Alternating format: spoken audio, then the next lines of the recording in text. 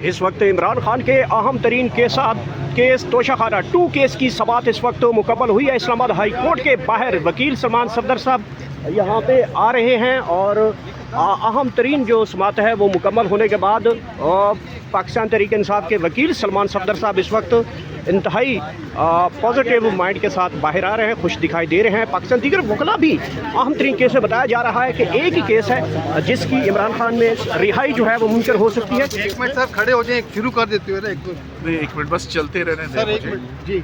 अभी तोशाखाना 2 जो हो जाएगी ये बुध के दिन फिक्स्ड है तकरीबन। अब आपको मालूम है कि 5-6 माह के बाद ये सस्पेंशन ऑफ सेंटेंस की पिटिशंस लग रही हैं। तोशाखाना 2 की जो आज की एप्लीकेशन है अभी तक ऑफिस अपील नंबर लगाने को तैयार नहीं है। बहरहाल ये इश्यूज़ होते रहते हैं, ये चलते रहते हैं। हम अपील नंबर अपना लगवाने के बाद ही अब उसमें कोई आइंदा समाअत होगी।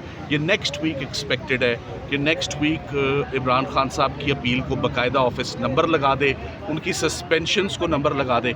एक दफ़ा नंबर लग जाएं और सस्पेंशंस हेयरिंग के लिए मैच्योर हो जाएं तो पॉसिबिलिटी बड़ी ब्राइट है खान साहब की, जैसे तमाम पहले मुकदमात में जैसे उनको रिलीफ मिलता रहा इंशाल्लाह। सर ये बताइएगा, ये जब दरख्वास्तें आप पहले लग नहीं रही थी, अब लगना शुरू हुई हैं तो बहुत जो है ना एतराज़ात लगाते हैं अदालतें या सुप्रीम कोर्ट या हाई कोर्ट। देखिए एतराज़ात बड़े रेगुलरली चलते आ रहे हैं। 2.5-3 सालों से इमरान खान साहब के मुकदमात में एतराज़ात के अलावा और हो क्या रहा है। सो ऑफिस अभी भी पूरी कोशिश करता है कि इमरान खान साहब के केसेस के ऊपर ऐसे ऐसे एतराज़ात लगाए जो कभी ज़िंदगी में हमने नहीं देखे। तो आज हमने उसका गिला शिकवा भी करने की नाकाम कोशिश की कि हम जज साहब को बताएं कि फिक्सिंग ब्रांच इंस्टीट्यूशन ब्रांच जो है वो किस तरह खान साहब के केसेस को नंबर नहीं अलॉट करता।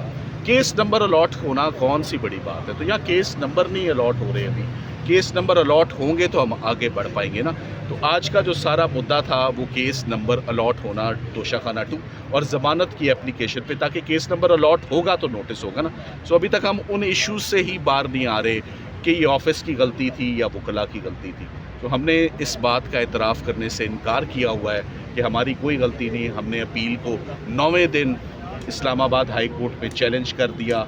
अभी 21 दिन बकाया थे लिमिटेशन पीरियड के, फ़ैसला होने के 9वें दिन। वकालतनामा लेना बहुत मुश्किल है, इम्पॉसिबल काम है। सब अडयाला जेल से वकालतनामा नहीं मिलता।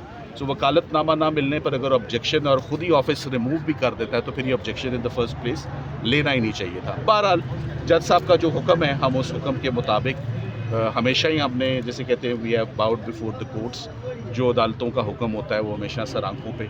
सो हम अपनी दरख्वास्त लेकर नेक्स्ट वीक आएंगे इंशाल्लाह। इनको अपील नंबर लगेंगे, अपील नंबर लगने के बाद हम आगे बढ़ेंगे। सर ये बताइए कि वकालतनामे जो है वो आप लोगों ने रावलपिंडी से भी रजू किया हुआ है, इस्लामाबाद हाई कोर्ट से, फिर क्यों नहीं वकालतनामे नहीं मिल रहे सर अडयाला से? वो अब हम तो मांग सकते हैं ना, दरखास्तें कर सकते हैं, अप्रोच कर सकते हैं, मैसेज कर सकते हैं, सब हरबे इस्तेमाल हो गए, वकालतनामे नहीं मिले। Thank you. सलमान साहब एक बताइएगा, अभी आपने कहा कि अगले हफ्ते एक्सपेक्टेड है ज़मानत हो जाएगी, तो अगर ज़मानत हो जाती है तो मजीद कौन से केसेस हैं जिसमें खान साहब इस वक्त? इमरान खान सिर्फ अब 2 केसों में ही अंदर है। एक तोशाखाना 2 जिसकी आज समाअत हो रही है, जिसमें हम पूरी कोशिश कर रहे हैं कि अपील नंबर लग जाए, और एक अलकात। इन 2 केसेस के अलावा उनकी और किसी केस में गिरफ्तारी मतलूब नहीं है। सो अगर खान साहब की ये पिटिशनें ईद से पहले लग जाएं दोनों, तो उनकी रिहाई मेरी नज़र में यकीनी है अगर ये केसेस लग जाएं और सुने जाएं।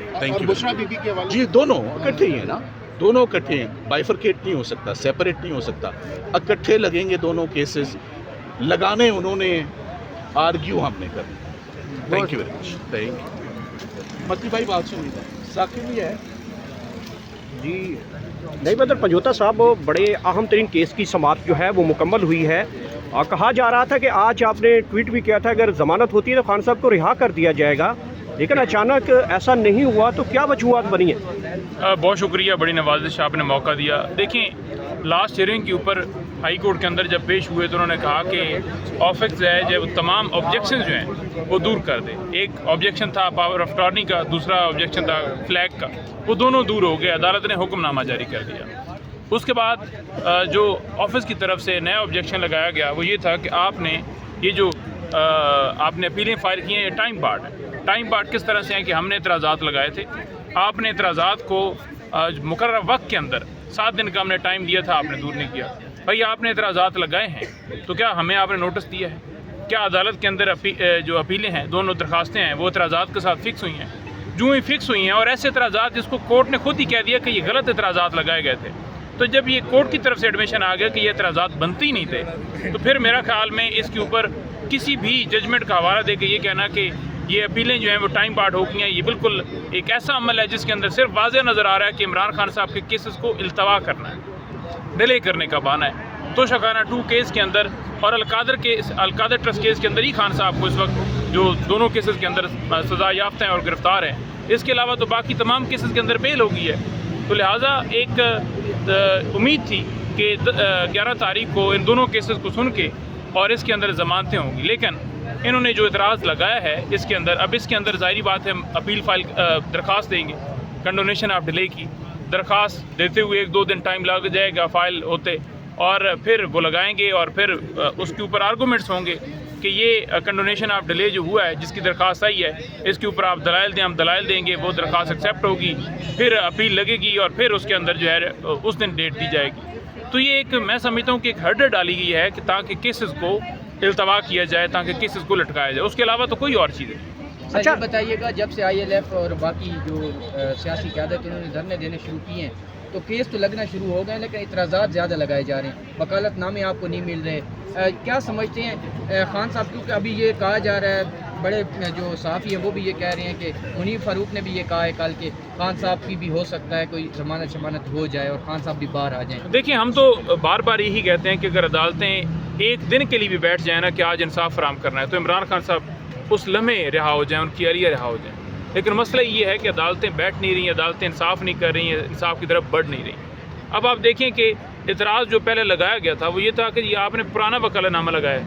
पुराना लगाने की वजह क्या थी? वजह ये थी कि आप नया वकालतनामा लेने के लिए आप बार बार अडयाला जेल के बाहर जाते हैं, वहाँ जाकर वकालतनामा देते हैं कि आप हमें दस्तखत करा के दे दें खान साहब से और बीबी से, वो नहीं करवा के दिया जाता। तो फिर जो उनके दस्तखतों से पुराना वकालतनामा पड़ा हुआ है वही आपने फिर लगाना है, और वो एतराज़ अदालत ने मान लिया कि बिल्कुल ये एतराज़ नहीं बनता था, एतराज़ दूर करते हैं। तो जब अदालत की तरफ से ये एडमिशन आ गया कि ये दोनों एतराज़ात जो हैं वो जवाज़ ही नहीं रखते थे, तो फिर उसके बाद कंडोनेशन ऑफ डिले का ये कहना कि आप एप्लीकेशन लेकर है, इनिशियल स्टेजेस पर अपील नंबर जो है वो भी वो नहीं उस पर लग रहे, वो लगेंगे अपील नंबर तो फिर आगे कार्रवाई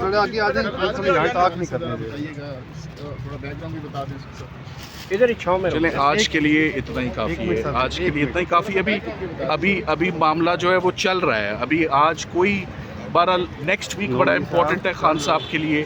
नेक्स्ट वीक अलकादर भी है, नेक्स्ट वीक तोशाखाना भी है, ये दोनों अहम अपीलें हैं। बड़ी मुश्किल से अलकादर लगा है, अलकादर इंशाल्लाह हम बहुत उम्मीद करते हैं कि अलकादर में खान साहब की ज़मानत हो जाएगी, उनकी अहलिया की भी हो।